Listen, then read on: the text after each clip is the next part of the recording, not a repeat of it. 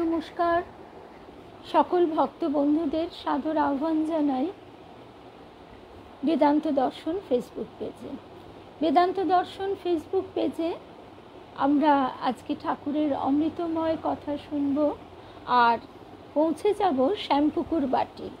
শ্যামপুকুর বাটি শ্যামবাজারের কাছে। সেখানে ঠাকুর সামান্য কিছুদিন ছিলেন, কিন্তু সেখানে তিনি তার স্বরূপ প্রকাশ করেছিলেন। আর শ্যামপুকুর বাটিতে যারাই গেছেন তারাই জানেন যে কত স্বল্প পরিসর জায়গায় মা সেখানে রান্নার ব্যবস্থা করতেন। তাকে রান্নাঘর বলতে আমরা কোনো মতেই পারবো না। এতটুকু স্বল্প পরিসর জায়গায় একটা উনুন জ্বলছে, তারপর তার বাসন কোসন, হাঁড়ি পাত্র ইত্যাদি, তারই মধ্যে মা বসে অহর্নিশ ভক্তদের সেবার জন্য রান্না করে যাচ্ছেন। এমনকি লাগোয়া ছাদ আছে, ছাদে যাওয়ারও উপায় নেই, কারণ সেখানে তখন ভক্তদের নিত্য আগমন, আর তাদের কখনো জামা কাপড় মেলা, কখনো বা ছাদে একটু ধূমপান করতে আসা কি হাওয়া খেতে আসা, এইসব কারণে মা কিন্তু নিজেকে সদা সর্বদা ওই স্বল্প পরিসর কুঠুরির মধ্যে একদম আটকে রাখতেন। শুভ সন্ধ্যা রুমাদি, স্বাতী, জয়শ্রী, বিলাসপুরের দিদি আর চিনুদি। তোমাকে তখন আমি একদম শেষে দেখতে পেয়েছি, তুমি এলে আর আমাদেরও পাঠ শেষ হয়ে গেল। তা আমার আর বলবার স্কোপ ছিল না যে তোমাকে বলবো, এখন দেখা হলো না, কিন্তু 8টায় বেদান্ত দর্শন ফেসবুক পেজে নিশ্চয়ই তুমি এসো, নিশ্চয়ই আমাদের দেখা হবে। সকল ভক্ত বন্ধুদের শুভ সন্ধ্যা জানাই, আর ঠাকুর মায়ের শ্রী চরণে সাষ্টাঙ্গ প্রণাম নিবেদন করে আমরা তাহলে শ্যামপুকুর বাটিতে একটু যাওয়ার চেষ্টা করি মানসিকভাবে। শ্রী গুরুদেবের চরণে সাষ্টাঙ্গ প্রণাম নিবেদন করি। আজ বিজয়া দশমী, 18ই অক্টোবর 1885 সাল। ঠাকুর শ্রী রামকৃষ্ণ শ্যামপুকুর বাটিতে আছেন। শরীর অসুস্থ, কলকাতায় চিকিৎসা করতে এসেছেন। ভক্তেরা সর্বদাই থাকেন, ঠাকুরের সেবা করেন। ভক্তদের মধ্যে এখনও কেউ সংসার ত্যাগ করেননি, তারা নিজেদের বাড়ি থেকেই যাতায়াত করেন। শীতকাল, সকাল বেলা 8টা। ঠাকুর অসুস্থ, বিছানায় বসে আছেন, কিন্তু পঞ্চমবর্ষীয় বালকের মতো। মা বই কিচ্ছুটি জানেন না। সুরেন্দ্র এসে বসলেন, নবগোপাল, মাস্টার ও আরও কেউ কেউ উপস্থিত আছেন। সুরেন্দ্রের বাড়িতে দুর্গাপুজো হয়েছিল, ঠাকুর যেতে পারেননি, ভক্তদের প্রতিমা দর্শন করতে পাঠিয়েছিলেন। আজ বিজয়া, তাই সুরেন্দ্রের মন খুব খারাপ হয়েছে। সুরেন্দ্র বলছেন, বাড়ি থেকে পালিয়ে এলাম। শুভ সন্ধ্যা। ও চিনুদি, তুমি 6:30টায় আসবে। শনিবার আমরা 6:30 থেকে সবাই সমবেত হই স্বামীজির অনুধ্যান শোনবার জন্য, আর বাকি 7টা থেকে। আর শুধু বেদান্ত দর্শন সময়গুলো আসলে একটু আলাদা আলাদা বলে অসুবিধে হয়। বেদান্ত আমি আবার লিখে দেব, কেমন? বেদান্ত দর্শন আমরা 8টায় শুনি, আর মঙ্গলবার প্রাচীন ভারতের সাধক প্রসঙ্গ শুনি 8:30 থেকে। রূপা, শুভ্রাদি, শিখা সিনহা, টিঙ্কু, শুভ সন্ধ্যা। আজকে আমরা শ্যামপুকুর বাটিতে, আসলে শ্যামপুকুর বাটির কথা বললেই মনটা খারাপ হয়ে যায়। শ্যামপুকুর বাটিতে ঠাকুরের সেই গলরোগ তখন ক্রমে ক্রমে খুব কঠিন আকার ধারণ করছে, আর মাকেও সেখানে এমন এক, মানে ওই যে বললাম, তাকে রান্নাঘর আমরা বলতে পারি না, স্বল্প পরিসর একটি ছোট্ট কুঠুরিতে মা সারা দিন ভক্তদের জন্য রান্না করছেন। সেই জায়গাটি দেখলে বাস্তবিক চমকে উঠতে হয়। মানে একজন যদি কেউ খুব মোটা হয় তাহলে সে কিন্তু এপাশ থেকে ওপাশ ফিরতে পারবে না, এমনই ছোট্ট জায়গা।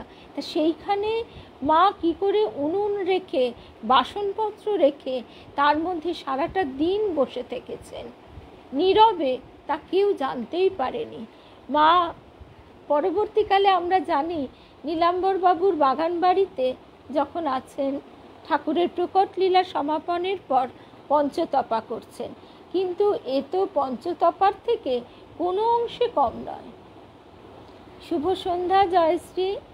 তা আমরা তখন এটাই ভাবি যে আমাদের যদি সংসারে একটু অসুবিধে হয়, একটু দৈনন্দিন সুখ সুবিধার অভাব ঘটে, তাহলে কত অভিযোগ। শুভ সন্ধ্যা কুমকুমদি, শর্মিলাদি, শুভ সন্ধ্যা। তো সুরেন্দ্র কি বলছে এবার আমরা চলে আসি। সুরেন্দ্রবাবু বলছেন, শুভ সন্ধ্যা শ্রী। শ্রী তুমি কি গেছো শ্যামপুকুর বাটি?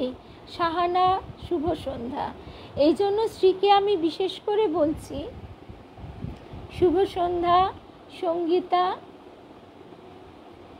তাই তো গো চিনুদি, এই যে তোমাকে আমরা এতটা ভালোবাসি, হয়তো কোনো দিন তোমার সঙ্গে আমার দেখা হয়নি, কিন্তু আমি জয়শ্রীর কাছে শুনেছি, আর সব সময় তাই বলি যে তুমি নিজের জীবনে আগে, ঠিক রঙ্গনাথানন্দজি মহারাজ এটাই বলেছেন, তুমি আগে সঞ্চয় করো তবে তো ত্যাগ করবে। তা না হলে আমরা শুধু শুধু ত্যাগের কথা বলি, আমাদের কি আছে যে ত্যাগ করব? ত্যাগ করেছিলেন বুদ্ধদেব।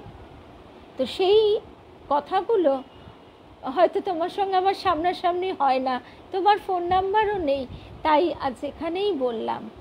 আর শ্রীয়ের কথা এই জন্যই বলছি, শ্রী তো লালজির কাছে খুবই যায়, লালজির কাছে আমরা যাই সবাই, সেখান থেকে একটুখানি দূরত্বে শ্যামপুকুর বাটি। আমাকে সৌরভ আর মিমি ওরা দুজনে মিলে নিয়ে গিয়েছিল হঠাৎ করেই। আর তার আগে মধুরিমাদিরা গিয়ে আমাকে বলেছিল যে ভাবা যায় না, এখনও শ্রীও যায়নি, এরপর তাহলে কখনো আমরা একসঙ্গে সবাই লালজির কাছ থেকে আরও একবার যাব শ্যামপুকুর বাটি।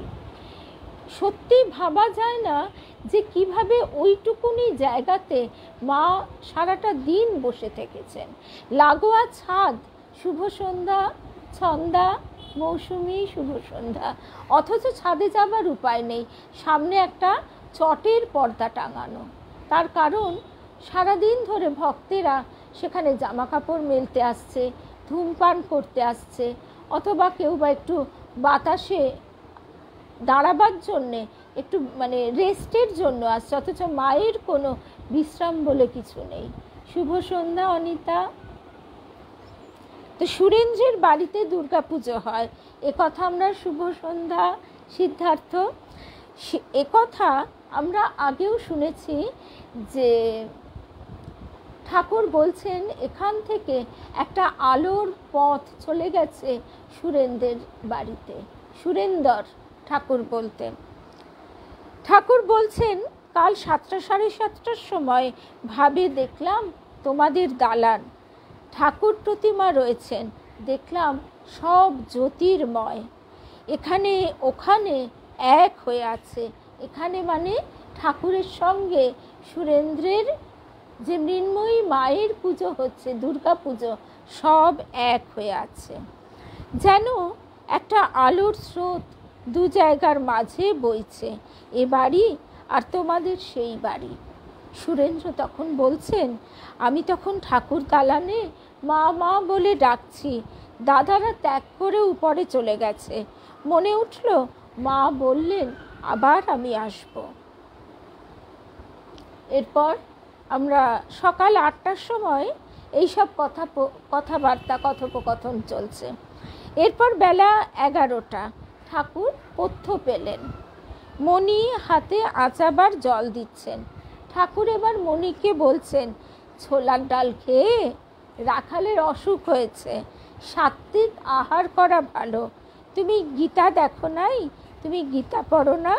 মণি বলছেন, আজ্ঞা হ্যাঁ, যুক্তাহারের কথা আছে, সাত্ত্বিক আহার, রাজসিক আহার, তামসিক আহার, আবার সাত্ত্বিক দয়া, রাজসিক দয়া, তামসিক দয়া, সাত্ত্বিক অহং ইত্যাদি সব আছে। সাত্ত্বিক আহার বলতে কিন্তু মাছ মাংসকে যে সবসময় বাদ দেওয়া হয় তা নয়। স্বামীজি বলছেন বৈদিককালে ঋষিরা মাংসাহার করতে, মানে মাংসাহারী ছিলেন।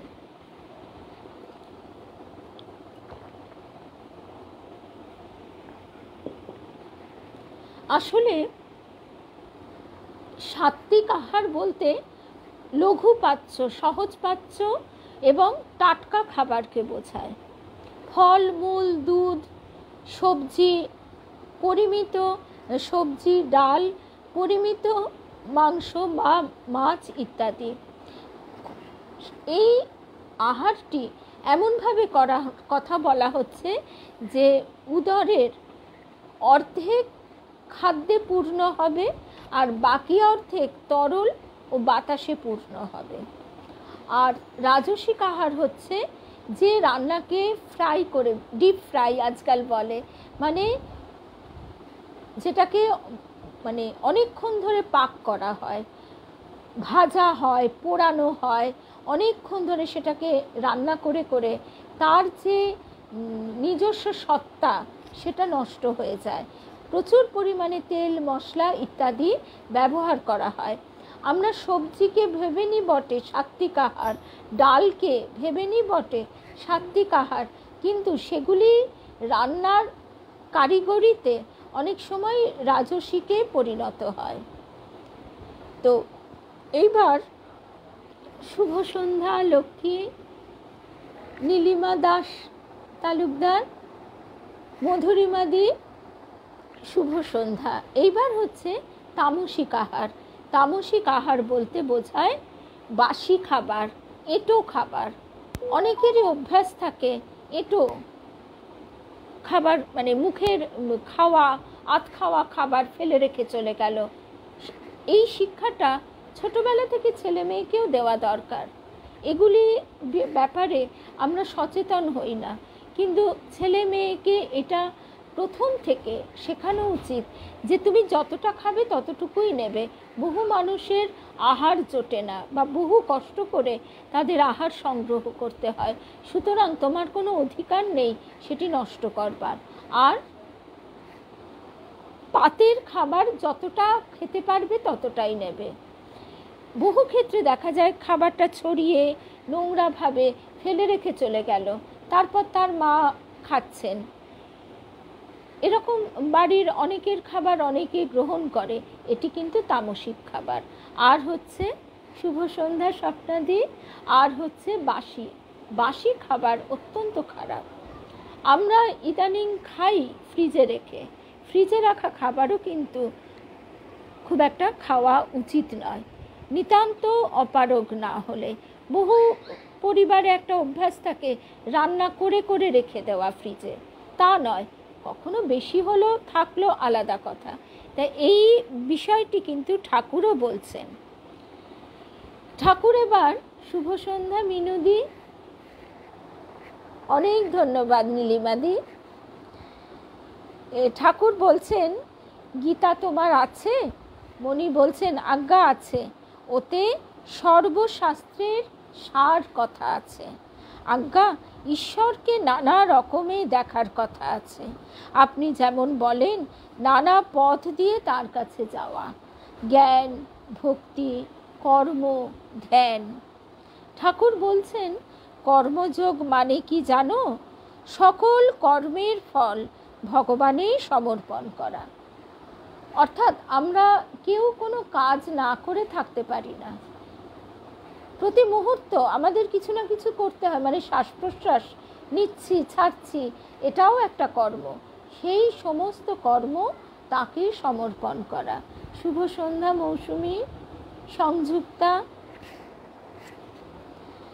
তখন মণি বলছেন, মণি মানে মাস্টার মশাই, কথামৃতকার শ্রীম, আজ্ঞা দেখেছি ওতে আছে কর্ম আবার 3 রকমে করা যেতে পারে। ঠাকুর বলছেন কি কি রকম? প্রথম জ্ঞানের জন্য, দ্বিতীয় লোকশিক্ষার জন্য, তৃতীয় স্বভাবে। ঠাকুর এবার আচমন করে পান খাচ্ছেন। মণিকে মুখ থেকে পান প্রসাদ দিলেন। ঠাকুর মাস্টারের সঙ্গে ডাক্তার সরকারের কথা কইছেন। পূর্বদিনে ঠাকুরের সংবাদ নিয়ে মাস্টার ডাক্তারের কাছে গিয়েছিলেন। এই যে একটা ছোট্ট লাইন, ঠাকুর আচমনান্তে পান খাচ্ছেন, মণিকে মুখ থেকে পান প্রসাদ দিলেন। এইটি যদি আমরা ভাবি, কিছুক্ষণ আমরা 10 মিনিট এটাই ভাবতে থাকলাম, তাই তো আমাদের ধ্যান, তার কথা চিন্তা করা।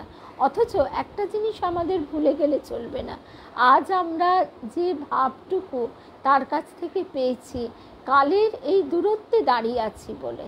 তা না হলে সেই সময় সেই যুগে ঠাকুরকে চেনা জানা তিনি না বুঝিয়ে দিলে অসম্ভব। শুভ সন্ধ্যা রুদ্রাণী। ঠাকুর মাস্টারের সঙ্গে ডাক্তার সরকারের কথা কইছেন।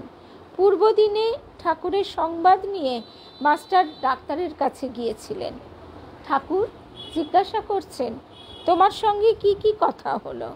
মাস্টার বলছেন, ডাক্তারের ঘরে অনেক বই আছে, আমি একখানা বই সেখানে বসে বসে পড়ছিলাম, সেই সব পড়ে আবার ডাক্তারকে শোনাতে লাগলাম। স্যার হামফ্রে ডেভির বই, তাতে অবতারের প্রয়োজন এ কথাও আছে। বটে? ঠাকুর বলছেন, তুমি কি কথা বলেছিলে? একটা কথা আছে, মাস্টার বলছেন, ঈশ্বরের বাণী মানুষের ভিতর দিয়ে না এলে মানুষ বুঝতে পারে না। Divine truth must be made human truth to be appreciated by us. তাই অবতারাদির প্রয়োজন। বাহ, এসব তো বেশ কথা।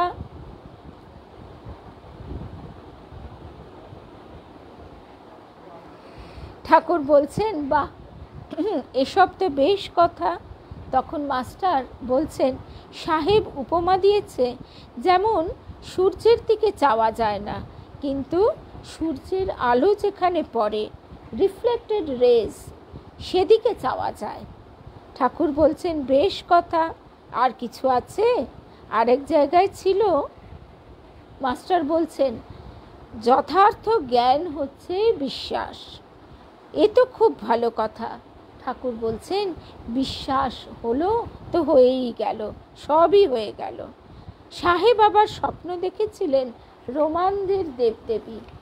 মাস্টারের কথা শুনে ঠাকুর বলছেন, এমন সব বই হয়েছে, তিনি সেখানে কাজ করছেন।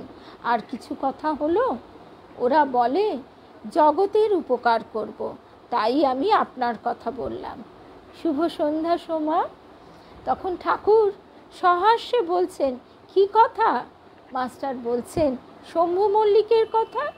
সে আপনাকে বলেছিল, আমার ইচ্ছা যে টাকা দিয়ে কতকগুলি হাসপাতাল, ডিসপেন্সারি, স্কুল এইসব করে দিই, হলে অনেকের উপকার হবে। তা আপনি তাকে বলেছিলেন যে কথা, তাই বললুম, যদি ঈশ্বর সম্মুখে আসেন তবে তুমি কি বলবে, আমাকে কতগুলো হাসপাতাল, ডিসপেন্সারি, স্কুল করে দাও। আর একটি কথা বললাম, হ্যাঁ, থাক আলাদা আছে, যারা কর্ম করতে আসে। ঠাকুর বলছেন যে বিভিন্ন মানুষের মধ্যে বিভিন্ন ভাব, এই ভাব আলাদা, তার অনন্ত ভাব, সেই অনন্ত ভাবের এক একটি ভাব এক একটা মানুষের মধ্যে প্রকটিত হয়।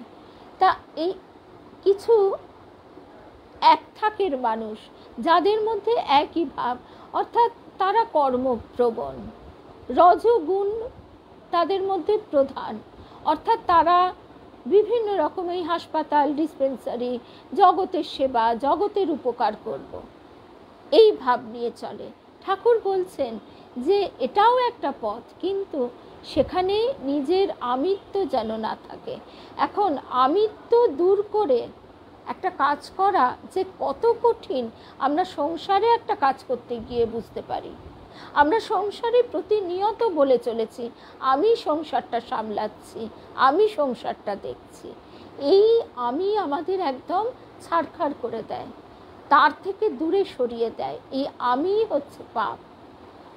সেই জায়গায় কেউ যদি স্কুল করে, হসপিটাল করে, তার কথা বলে, সে ভাবছে কি যে সব আমি করছি। সেখান থেকে আমিকে বিসর্জন দেওয়া তার কৃপা ব্যতীত হয় না। তাই ঠাকুর বলছেন কর্মযোগ খুব কঠিন। ঠাকুর তাই বলছেন হ্যাঁ, থাক আলাদা আছে, যারা কর্ম করতে আসে। শুভ সন্ধ্যা রিনাদি। আর কি কথা ঠাকুর জিজ্ঞাসা করছেন। মাস্টার বলছেন, বললাম কালী দর্শন যদি উদ্দেশ্য হয় তবে রাস্তায় কেবল কাঙালি বিদায় করলে কি হবে, বরং জোশও করে একবার কালী দর্শন করে নাও, তারপর যত কাঙালি বিদায় করতে ইচ্ছা হয় করো। অর্থাৎ তাকে উপলব্ধি করা, যেভাবে হোক তাকে উপলব্ধি করে তারপর 10 জনের সেবা, জগতের সেবা ইত্যাদি। কিন্তু উপলব্ধি হলো না আর আমি সেবার মধ্যে যাচ্ছি, তাহলে অধিকাংশ ক্ষেত্রেই আমিত্ব এসে পথ রোধ করে দাঁড়ায়। এটাই এখানে বোঝানো হচ্ছে। তারপর ঠাকুর আবারও জিজ্ঞাসা করছেন, আর কিছু কথা হলো? মাস্টার বলছেন, আপনার কাছে যারা আসে তাদের অনেকে কাম জয় করেছেন, এই কথা হলো। ডাক্তার তখন বললে, আমারও কাম টাম উঠে গেছে জানো। আমি বললাম, আপনি তো বড় লোক, আপনি যে কাম জয় করেছেন বলছেন তা তো আশ্চর্য নয়। ক্ষুদ্র প্রাণীদের পর্যন্ত তার কাছে থেকে ইন্দ্রিয় জয় হচ্ছে, এই আশ্চর্য।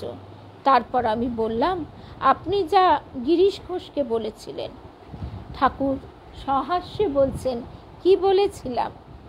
মাস্টার বলছেন, আপনি গিরিশ ঘোষকে বলেছিলেন ডাক্তার তোমাকে ছাড়িয়ে যেতে পারে নাই, সেই অবতারের কথা। তুমি অবতারের কথা তাকে বলবে। মানে ঠাকুর বলছেন তুমি অবতারের কথা ডাক্তারকে বলবে। অবতার যিনি তারণ করেন, কি সুন্দর কথা। ঠাকুর বলছেন অবতার যিনি তারণ করেন, তা 10 অবতার আছে, 24 অবতার আছে, আবার অসংখ্য অবতার আছে। মাস্টার বলছেন গিরিশ ঘোষের ভারী খবর নেয়, কেবল জিজ্ঞাসা করেন গিরিশ ঘোষ কি সব মত ছেড়েছে? তার উপর বড় চোখ। তুমি গিরিশ ঘোষকে ও কথা বলেছিলে? আগে হ্যাঁ বলেছিলাম, আর সব মত ছাড়বার কথা। তা সে কি বললে? মাস্টার বলছেন তিনি বললেন, তোমরা যে কালে বলছো সেকালে ঠাকুরের কথা বলে মানি, কিন্তু আর জোর করে কোনো কথা বলবো না। ঠাকুর আনন্দের সঙ্গে বলছে, কালীপদ বলছে সে একেবারে সব ছেড়েছে।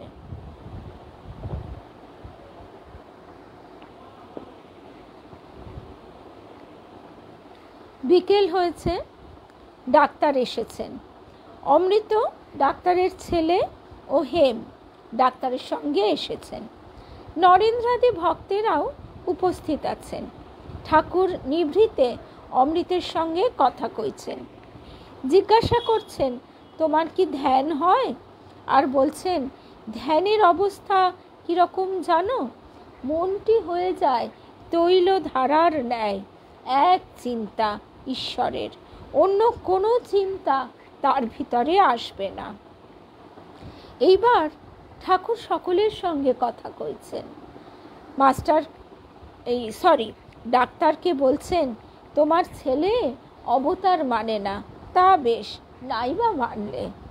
তোমার ছেলেটি বেশ, তা হবে না? বোম্বাই গাছের আমে কি টোকো আম হয়? তাই ঈশ্বরে কেমন বিশ্বাস? যার ঈশ্বরে মন নেই সে কি মানুষ? যার ঈশ্বরে মন সেই তো মানুষ। মানুষ আর মান হুঁশ। যার হুঁশ আছে, চৈতন্য আছে, যে নিশ্চিত জানে ঈশ্বর সত্য আর সব অনিত্য, সেই মানুষ। তা অবতার মানে না, তাতে দোষ কি? ঈশ্বর আর এই সব জীব জগৎ তাঁর ঐশ্বর্য। এই মানলেই হলো। যেমন বড় মানুষ আর তার বাগান, এরকম আছে 10 অবতার, 24 অবতার, আবার অসংখ্য অবতার। যেখানে তার বিশেষ শক্তির প্রকাশ সেখানেই অবতার। তাই তো আমার মত। আর এক আছে, যা কিছু দেখছো এসব তিনি হয়েছেন। যেমন বেল, বিচি, খোলা, শ্বাস তিনি জড়িয়ে গেল। যার নিত্য তারই লীলা, যারই লীলা তারই নিত্য। নিত্যকে ছেড়ে শুধু লীলা বোঝা যায় না। লীলা আছে বলেই ছাড়িয়ে ছাড়িয়ে নিত্যে পৌঁছানো যায়। অর্থাৎ সমুদ্র, তার যে বিভিন্ন তরঙ্গ ভঙ্গ, সেটা সমুদ্রে আছে বলেই তো। সমুদ্রই যদি না থাকে তাহলে কি করে তার তরঙ্গ হয়? অহং বুদ্ধি যতক্ষণ আছে ততক্ষণ লীলা ছাড়িয়ে যাবার জো নাই। নেতি নেতি করে ধ্যান যোগের ভিতর দিয়ে নিত্যে পৌঁছানো যেতে পারে, কিন্তু কিছু ছাড়বার জো নাই। যেমন বললাম বেল, অর্থাৎ আমরা যদি বেলের আঠা, বিচি, খোলা ফেলে দিয়ে শুধু শ্বাসটা ওজন করি তাহলে পুরো বেলটা হলো না। বিশিষ্টাদ্বৈতবাদ। তাই ঠাকুর বলছেন যে তোমার পায়ে কাঁটা ফুটলো, তুমি করে উঠবে। তুমি কি করে বলতে পারবে? কি করে বলতে পারবে জগৎ মিথ্যা? শুভ সন্ধ্যা। আমাদের রূপা কাশ্মীরে, কাশ্মীর থেকে আমাদের রূপা। জয় রামকৃষ্ণ। আগে কাশ্মীর বলতে শুধু প্রকৃতির অপূর্ব স্বর্গীয় সৌন্দর্যের কথা মনে হতো, কিন্তু আজ মনে হচ্ছে ক্ষীর ভবানীর কথা। জয় রামকৃষ্ণ, জয় রামকৃষ্ণ। আমি এত ছোটবেলায় গেছি যে আমি ক্ষীর ভবানী দর্শন করেছি, সেসব আমার আর মনেই পড়ে না। জয় রামকৃষ্ণ। শুভ সন্ধ্যা কেয়া।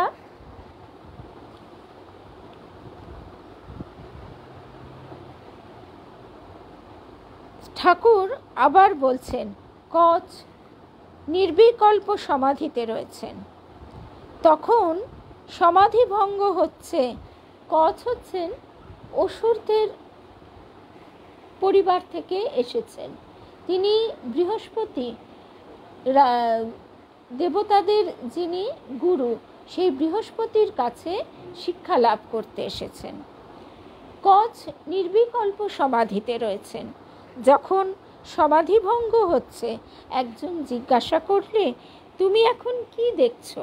কচ বললেন, দেখছি যে জগৎ যেন তাতে জোরে রয়েছে, তিনি পরিপূর্ণ।